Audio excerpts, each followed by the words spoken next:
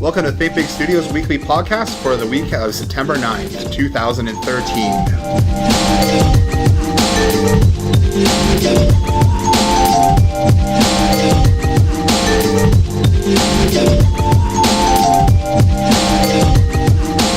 Welcome to Think Big Studios podcast for the week of September 9th. On my right, we have Sandeep. Here we have Tyler, and I'm Jason.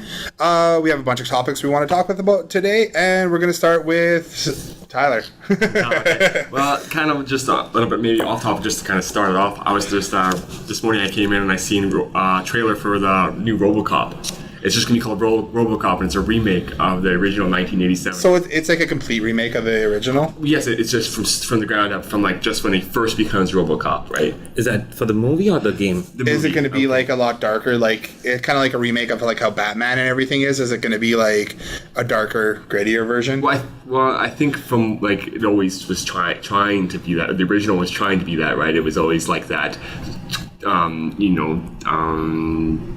You know how they like they did with the Batman, they did with a lot of the superhero movies that are coming out right now, like even Man of Steel. Spider-Man do it. Yeah, they're making a lot more gritty, a lot more less comic book arcadey. Yeah, no, I say it is. I think it looks a lot better. It's I think more dark. It's not really like horror or anything like that. It's just darker. Yeah. Who's directing it? Director is Director Jose Padilla, I think.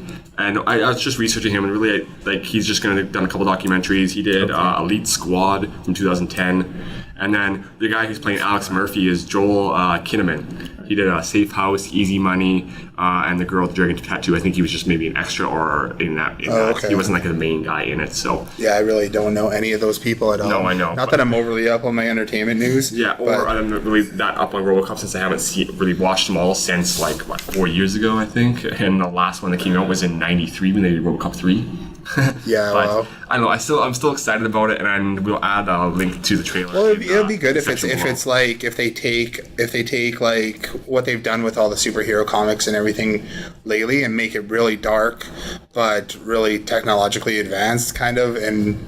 It looks like there's a lot of CGI in it, and just like everything just looks better. I don't know if it's still in Detroit. I'm guessing they probably would since it's a complete remake. But it's set in 2028. And Detroit's not even there. It's completely bankrupt and sold.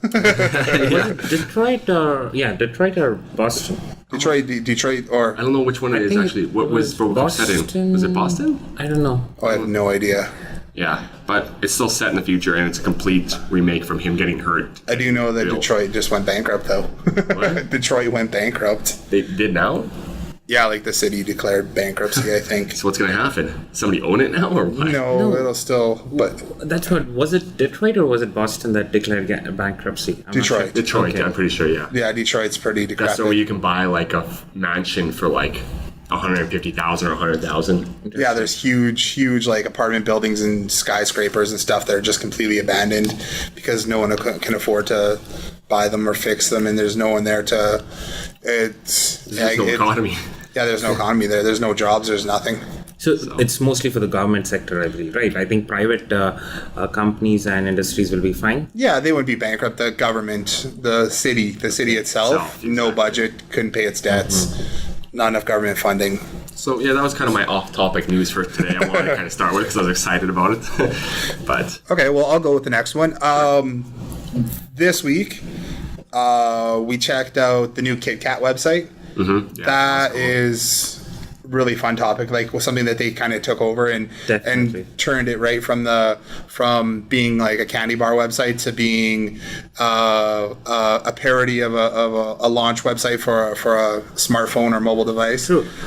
Actually, Android's 4.4 is named KitKat. Like Android always names each platform for based on a delicacy or a dessert. Okay, so what the 4.4 was it Snapdragon? Was that a Android operating system? No, I don't think so. No. Okay, go Sorry. ahead. So Sorry. yeah, so essentially the 4.4 operating system is named as KitKat. So KitKat and Google are working towards promoting both the brands. That's an original And thought. then- and then you can get- KitKat's like, hey, maybe I can use this. Yeah, well, you Good can marketing. you can win a Nexus 4 or something like that through the Nexus branding 5. or Nexus 5 What's that? or 4? Oh, sorry, 4. I think it's Oh, the 4. It's a Nexus 4, 4? the 4-inch. Okay. And then they have the Nexus 7, and there's a Nexus 10, which is just basically dependent on the size of the device. It's really fun though. Yeah, we'll provide links to that in the show notes as well. They take you through they have a great video at the bottom of it where it's a parody of a device launch, and I would say someone really closely talking to about it. iPhone. Yeah, it's kind of like- and just gonna sit there and like we put a lot of effort into this, and we put it's very sleek, and we put it at it's only think- at 4 inches. Yeah, I think my favorite part is where it'll have you in the cloud, and it'll have like Oh yeah, when the clouds are moving. it's and, you can yeah. get 2 megabytes or 4 megabytes or a chunky byte. Yeah, the and chunky, different sizes and things they come out with. Those are really fun. Yeah. It's interesting that the Google, Android is using KitKat as its name, right? So KitKat is following more of an IT company's strategy in advertising the product. So. I think that's really cool. That's cool, yeah. And the thing is, I think as we were talking about, they named their operating systems after desserts. There was 4.2 was an ice cream sandwich. I Ice cream think sandwich. Oh yeah, okay, I remember that. Snapdragon might have been something else. Like I don't know. that might have been something to do with maybe like a Google search algorithm or something like that. Because I think right now they have Penguin. Google? Yeah, the Google search algorithm is codenamed Penguin. Oh, okay. And then I don't know it's Snapdragon, but that sounds familiar too. I don't know. I think it was also maybe like a computer game for like people in grade 4 called Snapdragon. I don't know. I could be wrong. So maybe I'm thinking of that. Yeah, I don't know. So this week we also started Small Business Tip of the Day, which you could which will be posted on Facebook, Twitter, LinkedIn. Yeah, okay. And then we'll be providing those, and it's just little tips and little snippets of good ideas and things that you can follow for your business, and social media, search engine optimization, all that kind of fun stuff that really helps you get your business out online. So little things that you can follow that are easy to follow, and you can follow us at Everybody Twitter, follow. twitter.com/thinkbigcanada. Yeah, and we're there. And then facebook.com/thinkbigstudios. Yeah. So, a couple other things that were in the news this week. There was a parody of a cable advertisement. So someone created a very good parody of an advertisement for a cable company. So for like TV, internet, everything like that.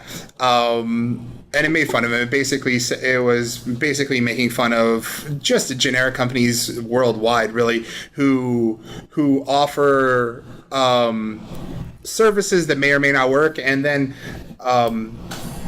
charge a lot of money for it, right? Yeah, like way more than like other countries around the world. Like, so what's interesting about it was interesting there again is they mentioned in there that our internet speeds in North America it was really about North American companies are really 200 times slower than in like South Korea or something. that costs more. But they cost more, and I think in Canada it really is worse. Like I've talked to people in the U.S. What kind of services they're getting for the same prices we're paying here. Yeah, we get about half the speed for about twice the price. Yeah, and it doesn't, that's not, and like you're saying, that's not just for internet. It's also for phones.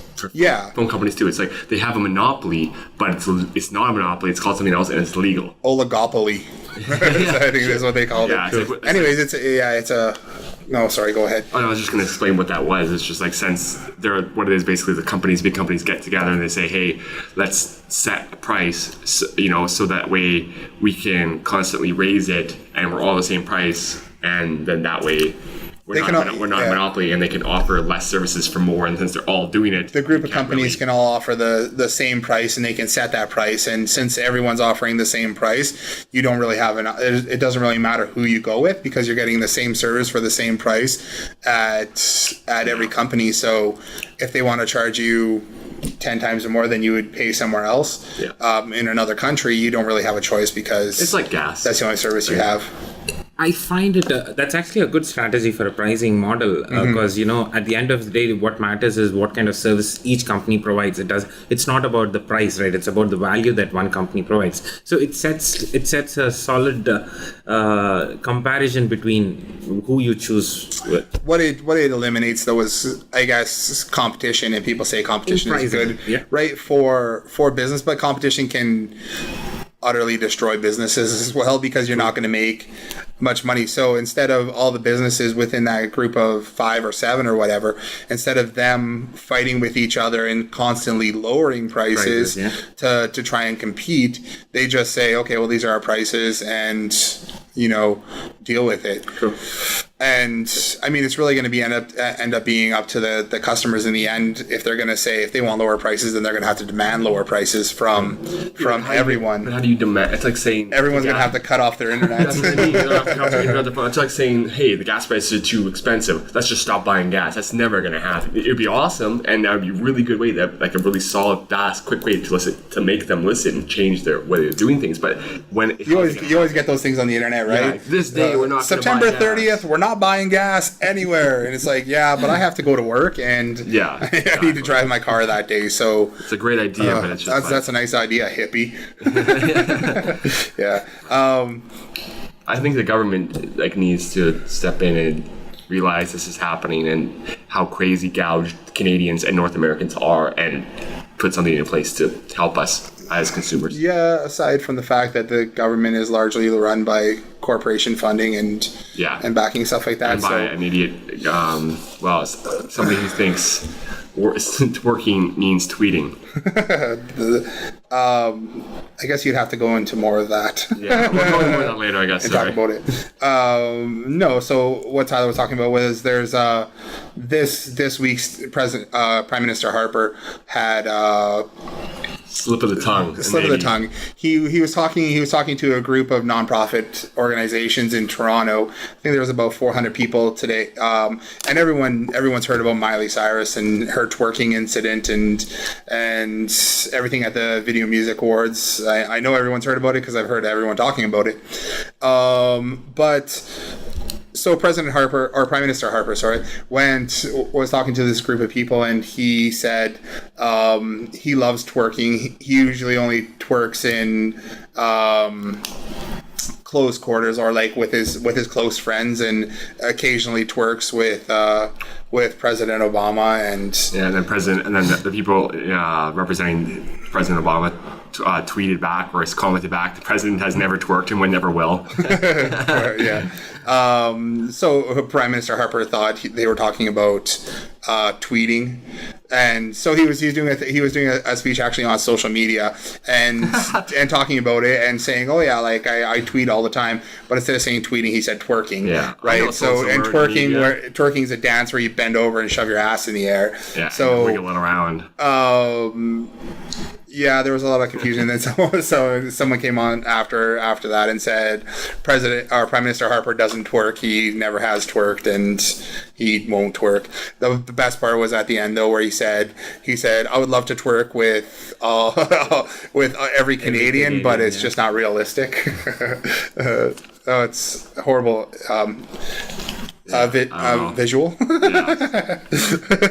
Maybe it's a good way to get votes, though. Yeah, that's Steve Harper coming on and being like, I'm relevant, I know social media, let's all twerk. Let's all twerk. I twerk all the time.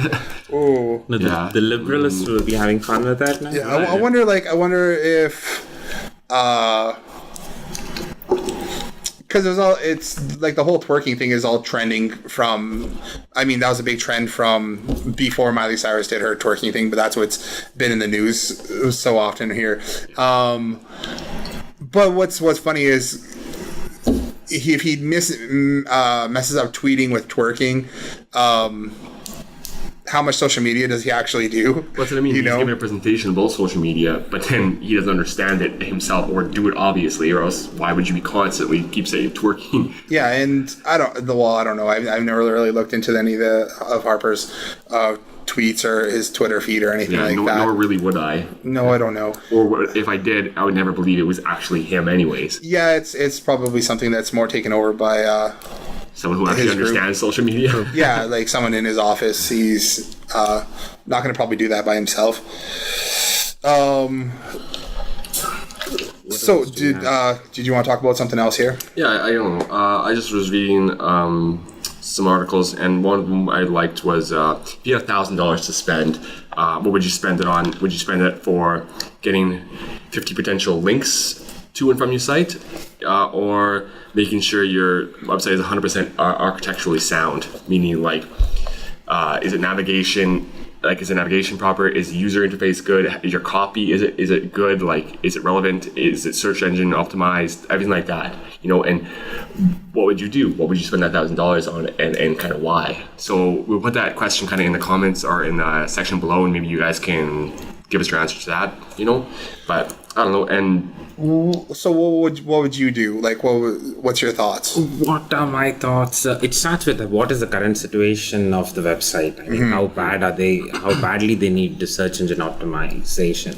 Okay, so that will be the first step to go. You have to do an analysis on where you're at. After that, you have to look at your priorities as well. Is it best to spend $1,000 on search engine optimization or else it's better to do Google AdWords or do some paid advertising or spend that on social media? So you need to make a very educated decision on what medium you want to market yourself. Mm-hmm.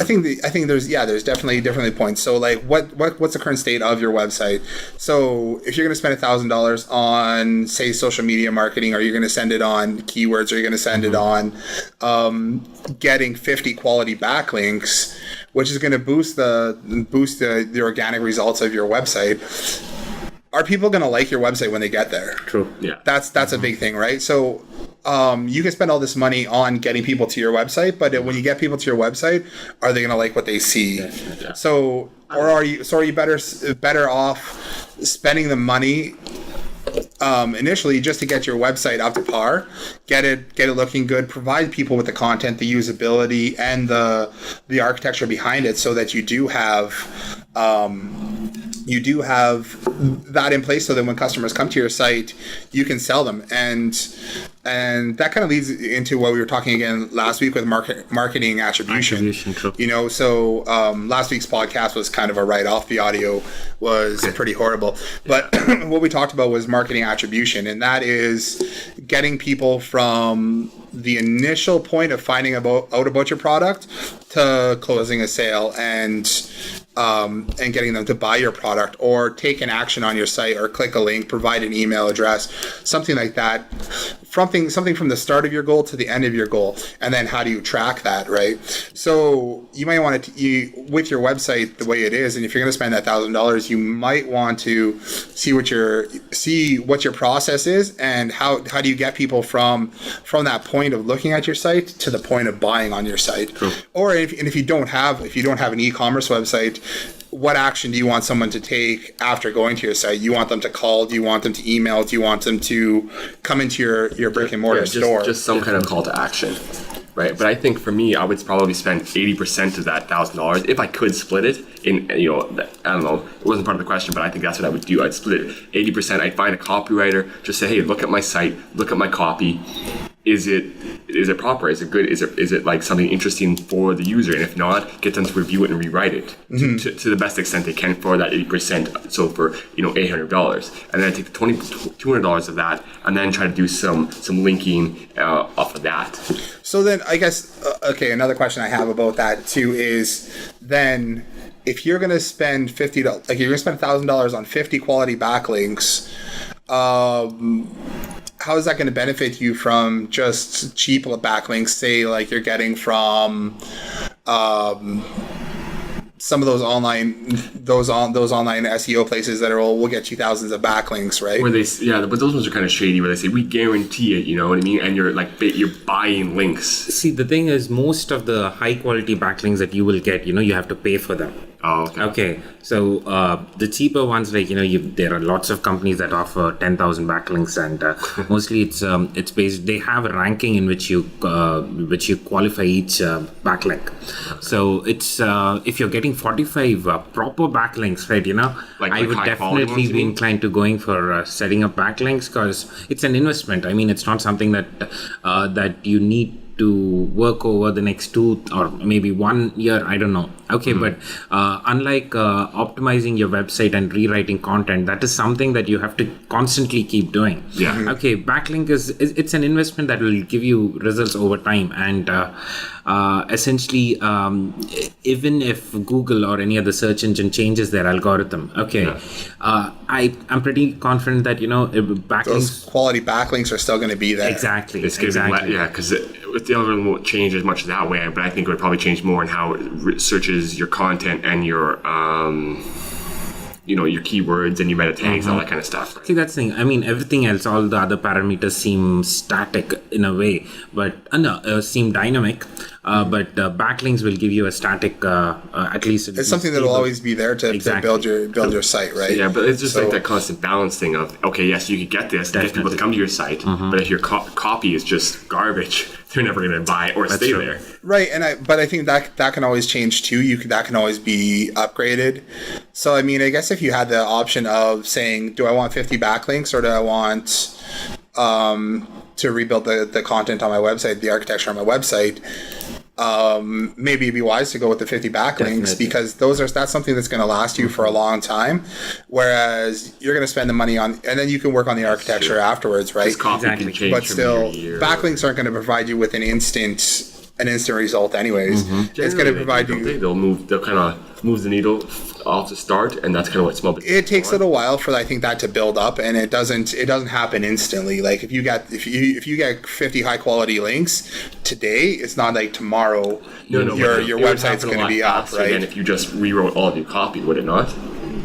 Yeah, probably. Like it would benefit it, but it depends too, because there's. But I think the one would. There's a few different things too, right? Because you have constant content, you have content that's being updated and created and through blogs and articles and new fresh content on the website.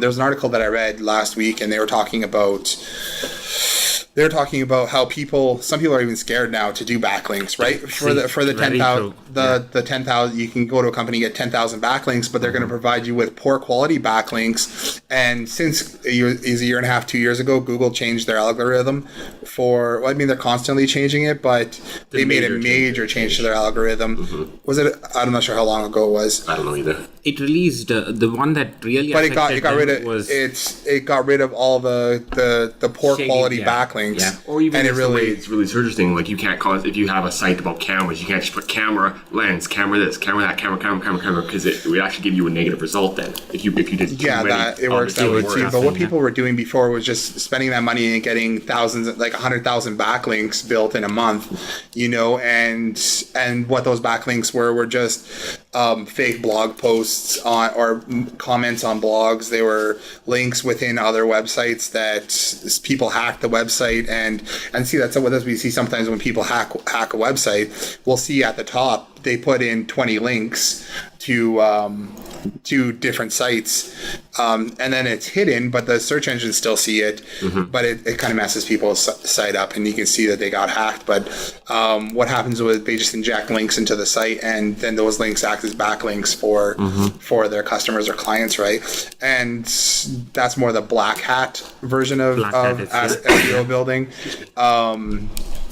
But then Google really cracked down on a lot of that a while ago and stopped and made it so that if you do that, your site can actually get banned from Google. Yeah, and that's kind of what the question was for partaking in shady backlinks. So that was one of the things. If you have if you spend money on shady backlinks, so people are scared about doing backlinks, and it's kind of, I read the article I read said it's actually backlinks are really still good. It's good. You just need quality, and you need good backlinks, and you don't.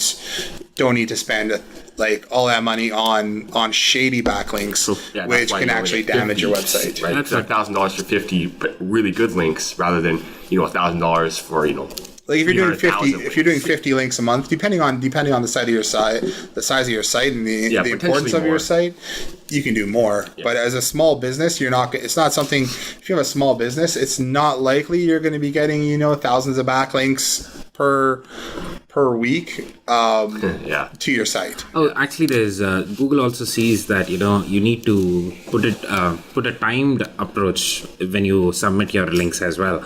If they just see a big flood of this like this, they blacklist you. That's what happens. Yeah. Oh, so that's what that's what you said. Like they're scared of it, right? You get like 1,000 links in a day. Yeah, it's obviously not quality and it's not real. So you said they blacklist you for a long time, or. Well, it's once they blacklist you, your ranking goes down. But then again, you can there's an option on Google's webmaster tools wherein you can apply for a review. Okay, reconsideration or something.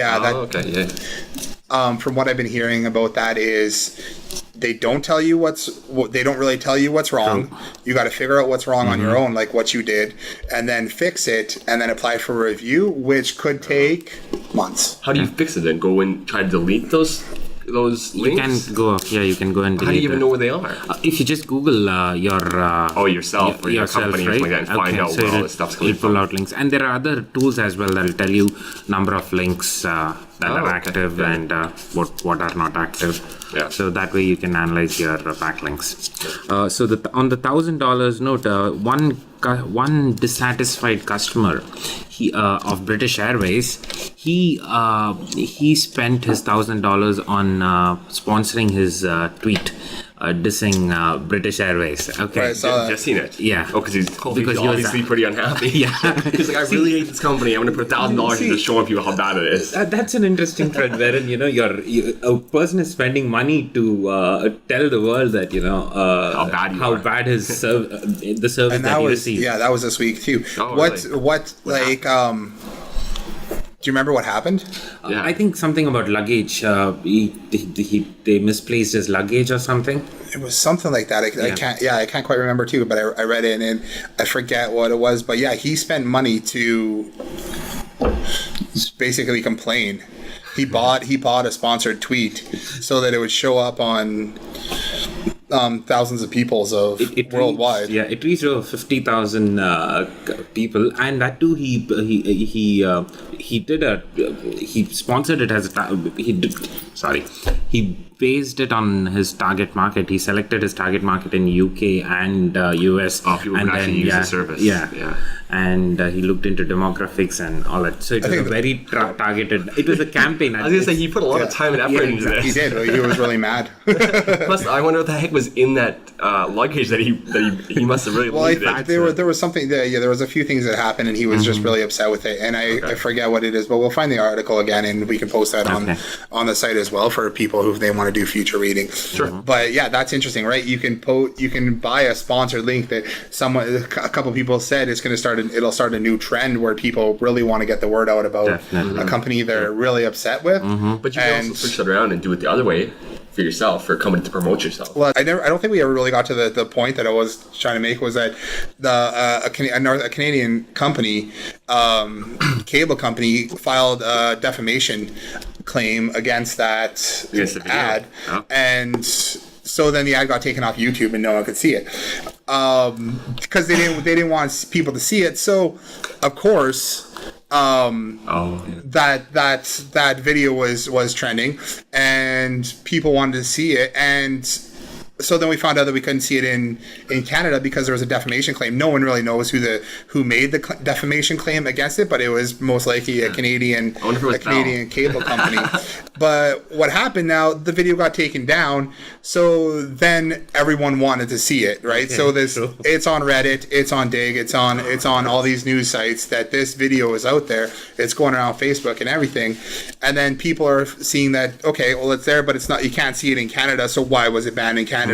So now everyone wants to see it, right? Yeah. So then really they created more like buzz about it. Yeah, so that was kind of my point. Where there's a thing. It's called. It's funny. It's called the Streisand effect after Barbara Streisand. And in 1993, she was trying to get pictures of her Malibu home taken down or taken off the internet, or she didn't want anybody to have pictures of it. But paparazzi took pictures and posted them and stuff like that. But by her making a big stink about having her photos and stuff up there, everyone wanted to see them. Everyone looked. So by her trying to censor it, she just catapulted it into like oblivion. Everyone saw it. Everyone wanted to see what the big buzz was and why they didn't see it. So the same thing happened with this ad. And I mean that Streisand effect. It's really interesting because it happens all the time, right? People try to get something banned or taken down, and then people want to see why. Oh, so you had something you want to talk about with? Yeah, Go into things. So we're talking about keywords about whatever, blah blah blah. Yeah, the top 10 most expensive keywords. I just found a quick article about it, and I kind of found it kind of interesting. Well, the top ones are from number 1 to number 10. So these are like for AdWords.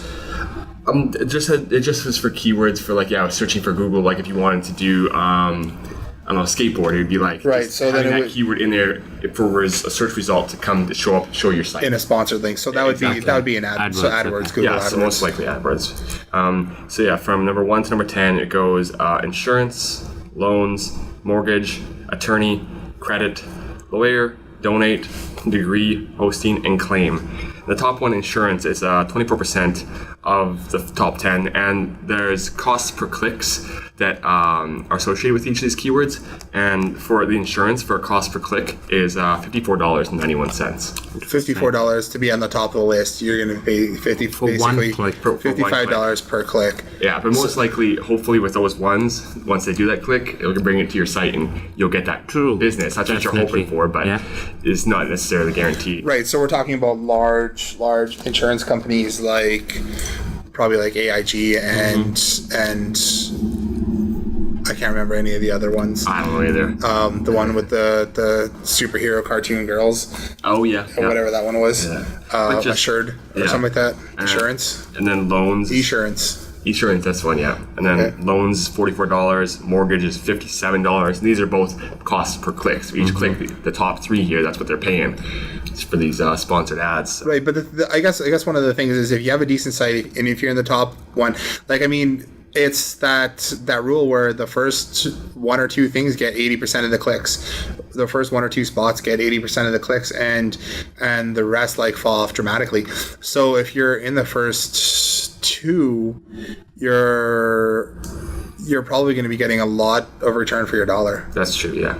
Hopefully, anyways, because people are going to find that and do the process. And if you have somewhere on there where someone's going to sign up and get, if you have a call to action, right? If someone's going to sign up for a form, they're going to get in touch with someone or do something to fulfill part of their commitment.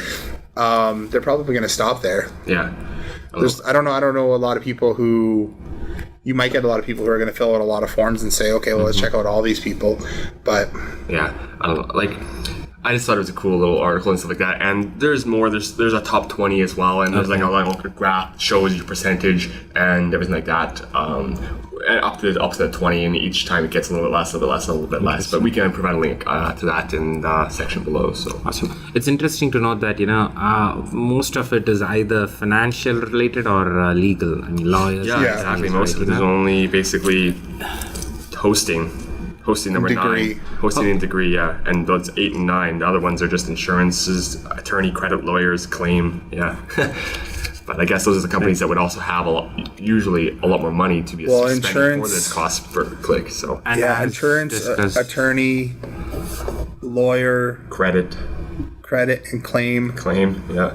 They well, maybe not credit, but insurance, attorney, lawyer, and claim. All fall under the same category, I guess. And then you have loans, mortgages, your credit, and then there's hosting. Hosting number 9. That's kind of interesting. What kind of hosting? Just web hosting? Website hosting. Yeah, just website. That's pretty much. Probably. That's kind of interesting to see what that is, right? And it's not. like Miley Cyrus. Yeah, exactly. Anyways, well, no one's going to put up a paid ad for Miley Cyrus anyways. Hey, but maybe you could, right? Right now, imagine if you did that. Even if it wasn't really associated with your thing, but it would get you to the top, would that be a negative result? It would be a negative result. It would, yeah. You would be paying a lot of money for pointless. It'd be pointless. You'd be paying a lot of money for people to click to come to your site for nothing, unless you had something unless your demographic was in there somehow. Okay, so that's to actually be associated to your company. You can't just put a sponsor. No, you totally can. Yes, you totally can, but it's going to cost you thousands of dollars. No, I think when Google released its Panda update, right, it made sure that people who it's mostly spamming, right? You use Miley Cyrus, all the trending topics as your keywords and all that stuff. So your ads have to be approved before they. Yes, and for Google AdWords specifically, you have to be approved. Okay, if they don't see any relevance in your content, if you're an insurance guy, but if you're an insurance company and you're using such keywords, you'll probably be spammed. Okay, any blacklist and do all that kind of stuff. It's never good to be blacklisted. Don't do that, I guess. So on a design topic, we have one other thing, right? Yahoo changed their logo this week. I haven't seen it yet. He told me about it we were just kind of looking at it again, and it's not very different. And actually, some of the criticism that they've drawn is that they haven't changed. It's like they did it just to get story, right? Get a story. I mean, we'll post a link to this, but here's the old Yahoo logo, which has serifs and it has kind of thicker rounded. It's still a fun logo. And then they went to a new logo that is it just kind of lost the serifs. It's still got the different levels. It's still kind of a fun logo. It still has whimsy, as they say. Yeah, and it's all it has a capital Y with everything else capitalized, but it just looks like they're all the same size.